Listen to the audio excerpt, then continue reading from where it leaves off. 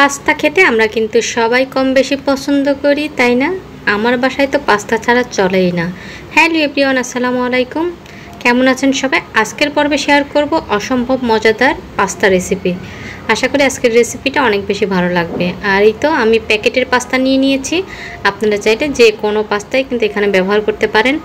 আর এই তো আমি কড়াইতে বেশি করে পানি দিয়ে 1 চা চামচ লবণ আর 1 চা চামচ তেল দিয়ে পানিটাকে খুব ভালো করে গরম করে এর মধ্যে পাস্তা দিয়ে দিচ্ছি। আর এখানে আমি 2 শেপের পাস্তা ব্যবহার করেছি। আর এই পাস্তাগুলোকে এখন 6 থেকে 7 মিনিট খুব ভালো করে সিদ্ধ করে নিতে হবে। তবে এর থেকে বেশি সময় সিদ্ধ করবেন না, তাহলে এটা কিন্তু নরম হয়ে যাওয়ার চান্স থাকবে। 6 থেকে 7 মিনিট সিদ্ধ করলে কিন্তু এটা হয়ে যাবে। যাই হোক, আমার পাস্তাগুলো কিন্তু সিদ্ধ হয়ে গিয়েছে। আমি এখন এটা চুলা থেকে নামিয়ে পানি ঝরিয়ে নেব। আর এই তো কড়াইতে সামান্য পরিমাণ, মানে যতটুকু তেল দেওয়ার দরকার ততটুকু তেল দিচ্ছি। আপনি যে পরিমাণ রান্না করবেন সেই পরিমাণে তেল দিবেন আর কি, মানে পাস্তাটা। আর দিয়ে দিচ্ছি রসুন কুচি, বেশ খানিকটা, প্রায় 2 চা চামচ পরিমাণ হবে রসুন কুচি। দিয়ে এটাকে খুব ভালো করে নেড়েচেড়ে একটু লালচে কালার করে নিতে হবে। আর এই তো লালচে কালার যখন হয়ে আসবে তখন এর মধ্যে দিয়ে দিচ্ছি আমি পেঁয়াজ কুচি। একটা বড় পেঁয়াজ রিং করে কেটে নিয়েছি। আপনারা চাইলে পেঁয়াজটা আরও কুচি করেও কেটে ব্যবহার করতে পারবেন। একটু নেড়েচেড়ে এর মধ্যে আমি সামান্য পরিমাণে লবণ দিয়ে দিব, কারণ লবণটা দিলে দেখবেন যে পেঁয়াজটা একটু তাড়াতাড়ি সফট হয়ে আসে। এ পর্যায়ে প্রথমে খুব বেশি লবণ দেবেন না, কারণ পরবর্তীতে সস দিতে হবে। আর বেশি লবণ দিয়ে দিলে পরবর্তীতে কিন্তু লবণটা বেশি হয়ে যাবে। এই জন্য আমি হাফ টিস্পুন মতো লবণ দিয়ে এটাকে একটু নেড়েচেড়ে ভেজে নিচ্ছি। আর ঘরে থাকা সাধারণ উপকরণ দিয়ে আজকের পাস্তাটা তৈরি করে দেখাচ্ছি, যাতে সবাই বাসায় তৈরি করতে পারেন আর কি। আর এই তো একটু যখন লালচে কালার হতে যাবে সেই পর্যায়ে আমি চিকেন ছোট ছোট টুকরো করে রেখেছিলাম, সেই চিকেনটা দিয়ে দিলাম। দিয়ে এটাকে আবারও আমি খুব ভালো করে 2 মিনিট ভেজে নেব।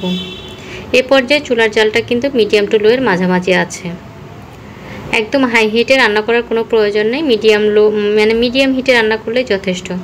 যখন এই চিকেনটার কালারটা চেঞ্জ হয়ে আসবে, মানে একটু ভাজা ভাজা হয়ে আসবে আর কি, তখন এর মধ্যে আমি দিয়ে দিব আগে থেকে বেটে রাখা কাজু বাদাম এবং কিশমিশ এবং কাজু আমি বেটে রেখেছিলাম, সেটা দিয়ে দিলাম।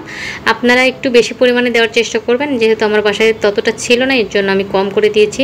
কমপক্ষে 10টা কাজু বাদাম এবং 10টা কিশমিশ বাটা দেওয়ার চেষ্টা করবেন। দিয়ে দিলাম 1 চা চামচ পরিমাণ লাল মরিচের গুঁড়া, 1 চা চামচ পরিমাণ জিরার গুঁড়া। ঝালটা আপনারা আপনাদের পছন্দ অনুযায়ী কমিয়ে বাড়িয়ে নেবেন। তবে কাজু কিশমিশ বাটাটা অবশ্যই দেওয়ার চেষ্টা করবেন। যদি কাজু বাদাম না থাকে সেক্ষেত্রে চীনা যে বাদামটা থাকে সে বাদামটাও কিন্তু আপনারা দিতে পারবেন।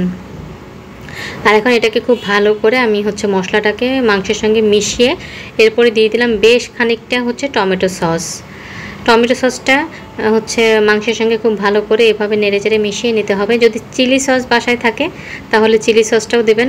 তো আমি একটা টমেটো সস আর একটা চিলি সস অর্ডার করছিলাম, কিন্তু দেখা যাচ্ছে যে 2টাই টমেটো সস দিয়ে ফেলছে। তা আমি 2টাই মুখ খুলে ফেলছি, এর জন্য আর চেঞ্জ করতে পারলাম না, এই জন্য শুধু টমেটো সসটাই দিয়েছি। এখন দিয়ে দিলাম গুঁড়ো দুধ, হাফ কাপ মতো গুঁড়ো দুধ একটু পানি দিয়ে গুলিয়ে সেটা দিয়ে দিলাম। অবশ্যই গুঁড়ো দুধটা দেওয়ার চেষ্টা করবেন, তাহলে ক্রিমি একটা ভাব আসবে। আর এই তো এখন পাস্তাগুলো দিয়ে দিলাম। এ পর্যায়ে চুলার জালটা একদম কমিয়ে দেবেন, দিয়ে তারপরে এটা খুব ভালো করে মিশিয়ে নেবেন। অবশ্যই কিন্তু গুঁড়ো দুধটা দিবেন। গরুর যে ঘন দুধ সেটা না দিয়ে গুঁড়ো দুধটা ভালো করে, আপনারা চাইলে 3 প্যাকেট গুঁড়ো দুধ 10 টাকার যে প্যাকেটগুলো আছে সেগুলো একটু পানি দিয়ে গুলিয়ে দিলেও কিন্তু হয়ে যাবে। যাই হোক, আমি এটা খুব ভালো করে নেড়ে চেড়ে নিচ্ছি, মিশিয়ে নিচ্ছি আর কি। এরপরে নেড়ে চেড়ে আমি এর মধ্যে আরেকটু বাকি ছিল দুধ, সেটুকু দিয়ে দিলাম আর কি। আপনারা চাইলে এখানে কালো মরিচের গুঁড়ো, আবার চাইলে আপনারা ডিমও অ্যাড করতে পারেন, আসলে টেস্টটা নিজের উপর। তবে আমি সাধারণভাবে দেখানোর চেষ্টা করছি যাতে সবাই বাসায় রান্না করতে পারে আর কি। দিয়ে দিলাম একটু লবণ মনে হচ্ছিল যে লাগবে। যাই হোক, নেড়ে চেড়ে এখন এর মধ্যে আমি দিয়ে দিব চিজ। আপনারা চাইলে যে কোনো চিজই এখানে কিনে ব্যবহার করতে পারেন, তবে আমরা বাসায় যেটা ছিল ঢাকাইয়া চিজ, আর এই প্যাকেটটার দাম কিন্তু 100 টাকা। তবে এই চিজটা কিন্তু খুব বেশি যেটা যে রাবারি সিস্টেম হয়, মানে রাবার হয়, টানলে রাবার হয়ে আসে, ওইভাবে কিন্তু হয় না। তবে অল্প দামের মধ্যে মোটামুটি একটা চিজ আর কি। আমার বাসায় যেটা ছিল আমি সেটাই দিলাম। আচ্ছা, চিজগুলো দেওয়ার পরে এটাকে ঢাকনা দিয়ে ঢেকে অল্প জালে 5 মিনিট রেখে দিবেন। দেওয়ার পরে এই যে এটা এভাবে নেড়ে চেড়ে আরও 2-3 মিনিট ঢাকনা দিয়ে রেখে দিলে কিন্তু রেডি হয়ে যাবে। অনেক মজাদার একটা পাস্তার রেসিপি।